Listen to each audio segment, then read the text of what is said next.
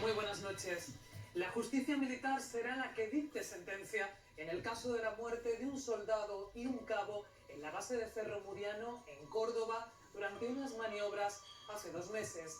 La primera decisión del juzgado militar número 21 de Sevilla ha sido rechazar la prisión preventiva para los 3 mandos investigados en el caso, una medida que habían solicitado los familiares de los fallecidos.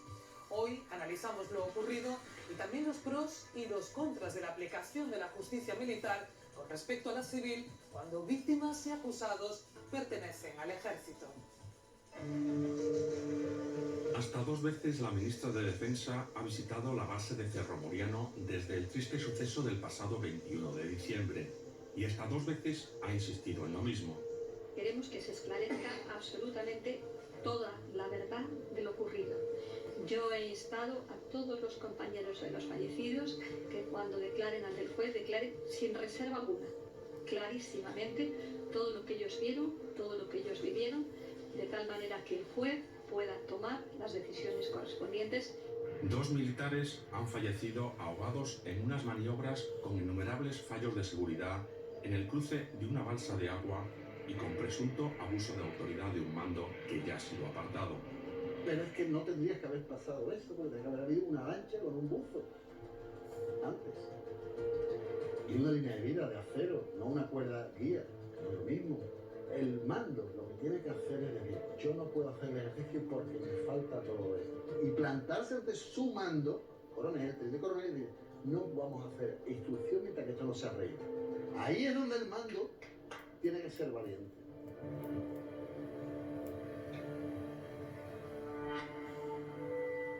Dos fueron las víctimas mortales. Un soldado, Carlos León, de 24 años, natural del Viso del Alcor en Sevilla, y el cabo Miguel Ángel Jiménez, de 34 años de edad y natural de Adamuz, en Córdoba.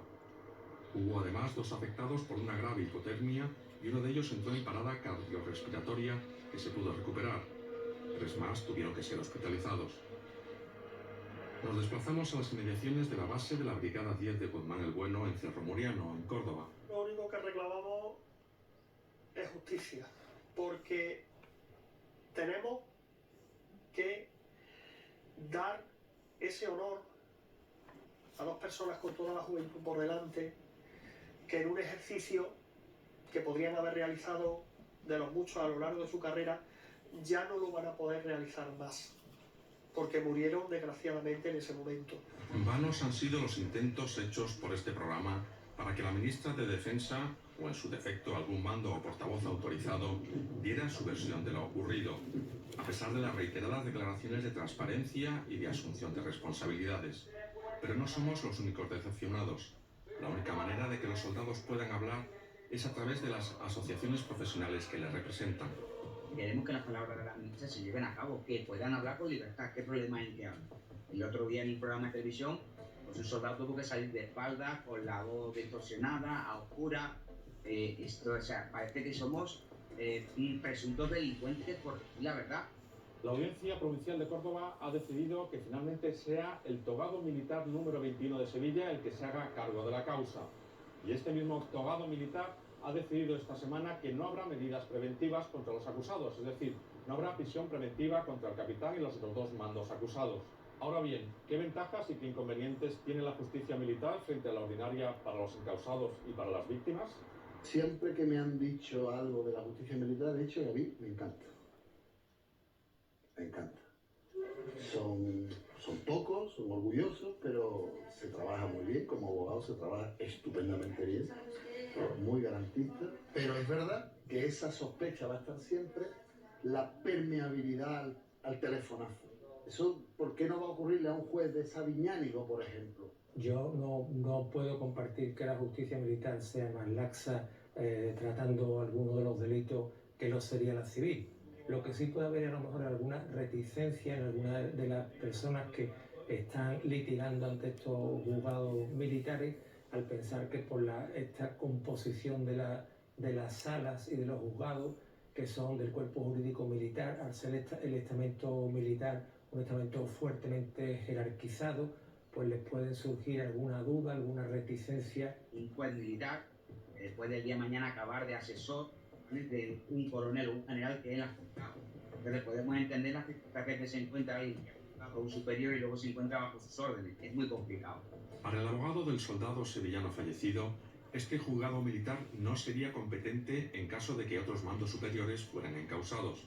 Al menos que sea en el juzgado togado central y posteriormente en el Tribunal Militar Central, puesto que nosotros pedimos que comparezcan aquí también como investigados o encausados otros mandos militares, el comandante, el teniente coronel, 2 coroneles y el general.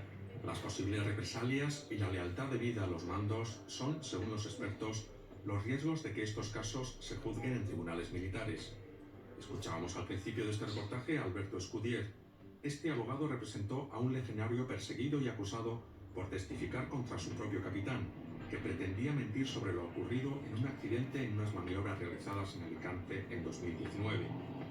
En diciembre pasado, días antes del terrible suceso de Cerro Muriano, se publicó la sentencia condenatoria del sargento que disparó y de la indemnización a este valiente testigo, amigo del soldado fallecido por un disparo de su sargento en unas maniobras. El autor del disparo, según el informe, que luego eso ha llegado a la sentencia y demás, es su propio sargento, que sin tener obligación de disparar, pues, o mejor dicho, no debiendo disparar porque estaba en un ejercicio, debía simplemente supervisar, hizo fuego, lo hizo por unas condiciones temerarias, digamos sobre las cabezas, una ráfaga, y una de esas balas le entró, fue mortal, le entró por el pecho y lo destrozó el corazón y demás. La ministra de Defensa ha insistido ahora en que los testigos digan toda la verdad. Entonces, esa verdad tuvo duras consecuencias. Hay que decir la verdad. Ahora hay que hacer, vamos, como si antes no hubiera que decirlo. Lo llamativo de este asunto, por desgraciado, yo cuando lo leí me descompuse porque veía tantas similitudes, tantos paralelismos, pero hay cambios. Vamos a tener esperanza, hay cambios. Mira, el primer cambio lo veo en los medios de comunicación y me parece genial, porque a España la sirven 120-130 mil militares. Entonces ahora la prensa llega, ahí ves una rueda de prensa con 40 micrófonos y las cadenas de televisión y los podcasts y dices, por fin, porque cuanto más luz queramos llevar, cuanto más testigos y eso, más difícil va a ser tapar, como se ha tapado siempre, muchas muertes de los militares españoles durante maniobras. Segundo cambio, la actitud de la ministra.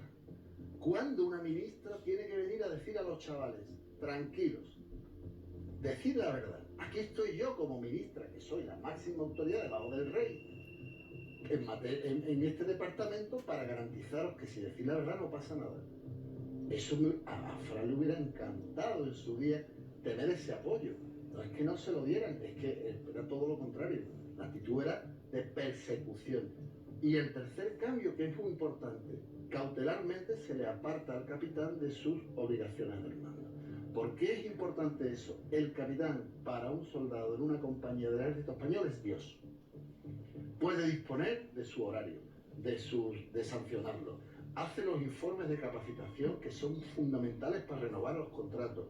Le puede quitar o poner dinero asignándole complementos o retirándoselo. Es Dios y es su mando directo. Y tiene la capacidad de manipular las pruebas como pasó en Alicante. Así que se le aparta y se garantiza de algún modo la limpieza del proceso. Uno de los conflictos jurídicos que tendrán que dirimirse en estos días es si el capitán de Cerro Muriano a cargo de las maniobras actuó o no con dolo. ¿Qué es en derecho el dolo eventual? Yo, en mi posición de garante, si yo sé que el cruce, por ejemplo, el cruce del lago entraña ciertos riesgos que pueden causar un problema para la vida, por ejemplo, y aun sabiéndolo, se ejecuta, ¿vale? Ahí es donde existe ese dolo eventual, donde uno tiene conciencia de que puede ocurrir un mal y aun sabiendo que puede ocurrir ese mal, lo hace, ¿vale? Ese es el dolo eventual. ¿Y eso la justicia militar no lo contempla? Eso la justicia militar no lo contempla. Para aclarar aún más esta figura del dolo, acudimos a Florentino Ruiz, magistrado de la Audiencia Provincial de Huelva. Puede haber dolo directo, imprudencia o dolo eventual. Con un ejemplo se verá muy gráficamente. El dolo directo, una persona con un coche atropella a otro porque lo ve y lo quiere matar. Eso es un homicidio o asesinato con dolo directo. La imprudencia, el que adelanta antirreglamentariamente o se salta un ceda al paso y causa la muerte de dos personas. Eso es una imprudencia. No quería matarla, decía, bueno, va a dar la casualidad. ¿Cuál es el dolo eventual? Un conductor kamikaze que se pone por la carretera de Sevilla-Huelva en sentido contrario, porque ha hecho una apuesta que va a hacer 15 kilómetros en sentido contrario. Está exponencialmente incrementando el riesgo, se plantea como muy probable que haya un accidente, y bueno, él lo asume, porque con dolo eventual, si pasa, bueno, él lo está asumiendo. No es algo que sea remoto planteárselo, sino que es algo muy, muy probable. Finalmente, una de las cuestiones más espinosas en el caso de Cerro Muriano es esclarecer por qué se realizó esta maniobra de vadeo de un lago con peso extra en las mochilas y sin una línea de vida adecuada, una cuerda o cable al que poder agarrarse en caso de peligro. ¿Era un castigo por haber hecho mal alguna maniobra anterior?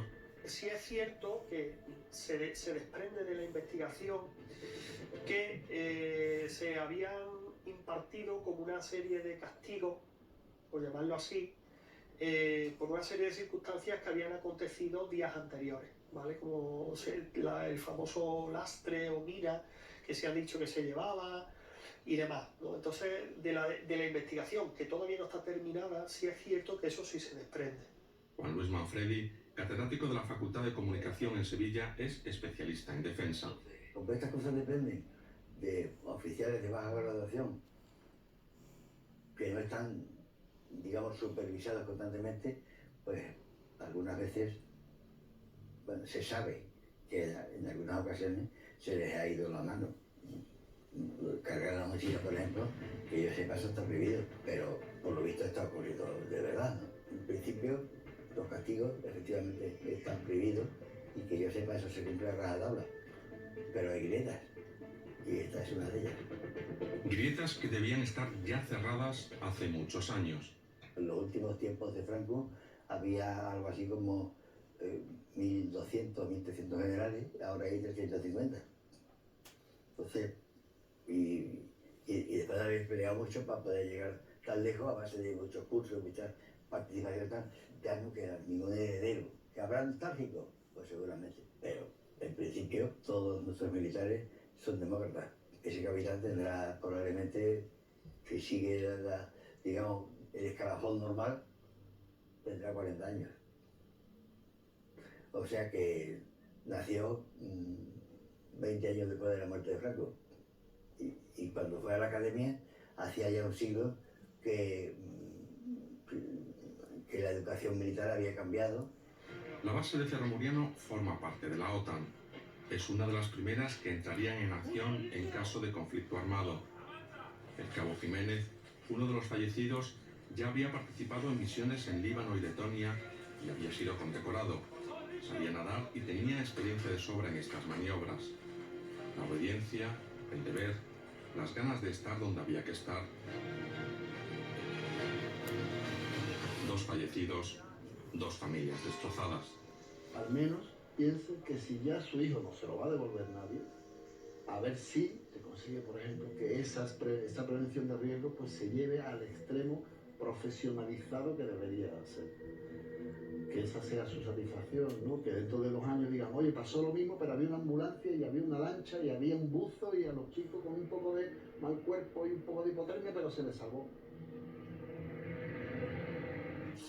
Estaremos atentos al